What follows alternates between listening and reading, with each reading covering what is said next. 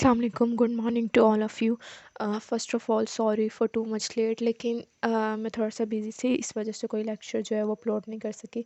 लेकिन जो आज टॉपिक हमने डिस्कस करना है वो है IAS 33 यानी अर्निंग पर शेयर। ठीक है, तो मेनली ये जो अर्निंग पर शेयर है ये ऑर्डनरी शेयर होल्डर्स के लिए होता है। जैसे कि आपको पता है कि टू टाइप्स शेयर होल्डर्स की होती है, एक प्रेफरेंस और ऑर्डनरी। प्रेफरेंस में मतलब कि उनको सबसे पहले डिविडेंड मिलता है, जो बच जाता है रेजिडुअल वो फिर ऑर्डनरी शेयर होल्डर्स को मिल जाता है। तो अर्निंग पर शेयर जो है वो ऑर्डनरी शेयर होल्डर्स के लिए है। ठीक है, एक तो ये पॉइंट ज़हन में रखना है कि ये ऑर्डनरी शेयर होल्डर्स के लिए है, और दूसरी बात ये कि ये अर्निंग पर शेयर है, यानी कि इसमें जो भी वैल्यू आएगी वो पर के तौर पे आएगी, एक शेयर की वैल्यू आएगी। यानी अगर क्वेश्चन में हमें ज़्यादा शेयर्स की वैल्यू दी हुई है तो उसको हम नंबर ऑफ़ शेयर्स पर डिवाइड करके लेंगे।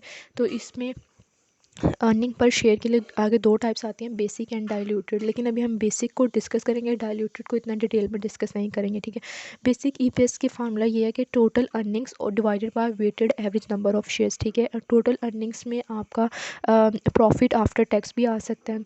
इसके अलावा यहाँ पे टोटल अर्निंग्स का वर्ड भी यूज़ हो सकता है, प्रॉफिट आफ्टर टैक्स का वर्ड भी यूज़ होगा। ठीक है, और weighted average number of shares जो हैं वो सिंपल आपके ऑर्डिनरी शेयर्स होते हैं। ठीक है, अभी इतना आगे नहीं, आगे जाके जब जाएंगे तो weighted average number of shares को भी फाइंड करना पड़ेगा। ठीक है, या आगे। ठीक है, अगला जो इसका ही फार्मूला ये है कि प्रॉफिट आफ्टर टैक्स में से हमने माइनस करना होता है प्रेफरेंस डिविडेंड। ठीक है, अब प्रेफरेंस डिविडेंड जो है वो आपका दो तरह का होगा, एक रिडीमेबल प्रेफरेंस डिविडेंड और एक इररिडीमेबल।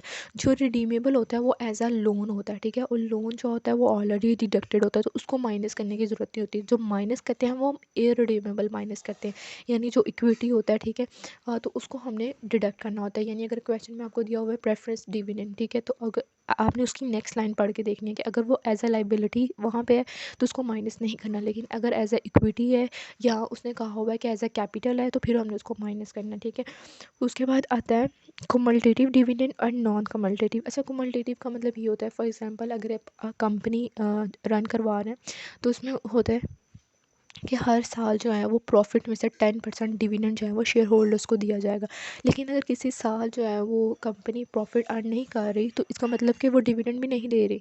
लेकिन अगर कोई 2-3 साल बाद कंपनी को प्रॉफिट हो रहा है तो वो कंपनी पिछला सारा डिविडेंड भी देगी। यानी अगर हर साल 10% दे रही है और 2 साल नहीं हुआ तो अगले थर्ड साल में वो 30% डिविडेंड देगी, यानी पिछले सालों का भी। तो इसका मतलब है कि कुमुलेटिव डिविडेंड आपका हमेशा ही डिडक्ट होगा, वेदर इट इज़ डिक्लेयर्ड और whether it is not declared. ठीक है, अगर क्वेश्चन में लिखा हुआ है कि देयर इज़ कुमुलेटिव डिविडेंड जो कि डिक्लेयर्ड हो जाएगा या जो डिक्लेयर नहीं होगा, ठीक है, तो उसको आपने हमेशा माइनस करना है। लेकिन नॉन कुमुलेटिव डिविडेंड को आप तभी डिडक्ट करेंगे अगर वो डिक्लेयर्ड होगा। ठीक है, तो ये जो है वो अगर डिक्लेयर्ड नहीं है तो इसको आप डिडक्ट नहीं करेंगे। सेम इसको डिडक्ट किस में से करते हैं, प्रॉफिट आफ्टर टैक्स में से। जैसे profit after tax minus preference dividend लिखा हुआ है, इसके आगे आ जाएगा कुमुलेटिव डिविडेंड, इस तरह। ठीक है, उसके बाद जो अगली टर्म्स है वो है कंटिन्यूइंग ऑपरेशन और डिसकंटिन्यू।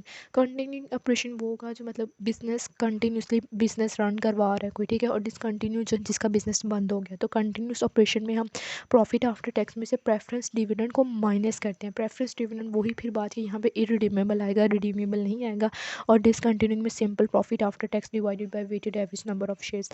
उसके बाद ये यहाँ तक जो है ना सिंपल क्वेश्चन सॉल्व हो रहे होते हैं। लेकिन नेक्स्ट जो है वो आपके जो कुछ टर्म्स आ जाते हैं उसकी वजह से weighted average number of share जो है वो थोड़ा सा कन्फ्यूजन में चले जाता है। तो वो कौन से हैं, वो बोनस शेयर्स और राइट शेयर्स। ठीक है, बोनस शेयर्स वो होते हैं जो हम एग्जिस्टिंग शेयर होल्डर्स को दे रहे होते हैं, फ्री में दे रहे होते हैं, यानी कि उसमें उनको बोनस मिल रहा होता है। जैसे at the end of year companies bonus issue कर रही होती है, तो इसी तरह बोनस शेयर्स होते हैं। ठीक है, और राइट शेयर्स वो होते हैं जो कि लेस दैन मार्केट प्राइस पे दे रहे होते हैं। तो लेस दैन मार्केट प्राइस इसका मतलब इसमें भी थोड़ा सा बोनस ऐड होता है। ठीक है, तो इसमें भी जो राइट शेयर्स है इसकी भी राइट फैक्टर लगती है और बोनस शेयर की बोनस फ्रैक्शन लगती है। ठीक है, तो आगे क्वेश्चन सॉल्व करने का मेथड बताया हुआ है कि इसमें पहले डेट लिखेंगे, फिर शेयर्स जो जो इशू हो रहे हैं फिर उनका टोटल करके, फिर टाइम फैक्टर यानी एक शेयर्स को दूसरे शेयर तक इशू होने में कितना टाइम लगेगा वो हम कंक्लूड करेंगे यहाँ पे। फिर देन बोनस फैक्टर लगेगा, देन राइट फैक्टर लगेगा, देन सम आ जाएगा। ठीक है, अभी मैं क्वेश्चन को सॉल्व करवाऊंगी तो उसमें आपको पता लग जाएगा कि बोनस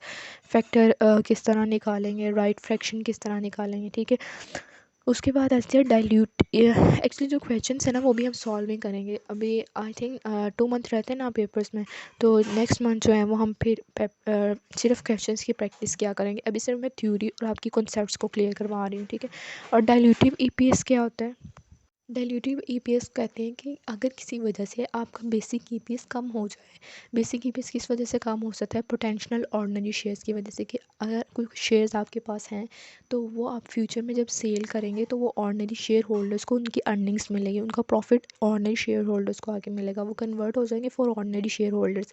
ठीक है, तो उनको हम पोटेंशियल ऑर्डिनरी शेयर्स कहते हैं। तो इसमें बेसिक 3 आते हैं: convertible bonds, convertible preference shares and options. ठीक है, इनके भी क्वेश्चन सॉल्व करवाने का एक अलग तरीका है। ठीक है, इसमें रैंकिंग होती है, देन उसको कंपेयर किया जाता है। तो रैंकिंग में ये भी याद रखें कि ऑप्शंस को सबसे पहले रैंक किया जाता है। ठीक है, बस ये इसका कॉन्सेप्ट सारा सबका यहीं तक है। ठीक है, अब इसकी एग्जांपल्स आई कैप की सॉल्व करके देखें तो उसमें से आपके कॉन्सेप्ट्स बहुत ज़्यादा क्लियर हो जाएंगे। लेकिन फिर भी at the start of February हम इसकी जो है वो प्रैक्टिस क्वेश्चन जो है वो सॉल्व करना स्टार्ट करेंगे। Then I will share it with you, तो आपके सारे कॉन्सेप्ट्स क्लियर हो जाएंगे। ठीक है, थैंक यू, अल्लाह हाफिज़।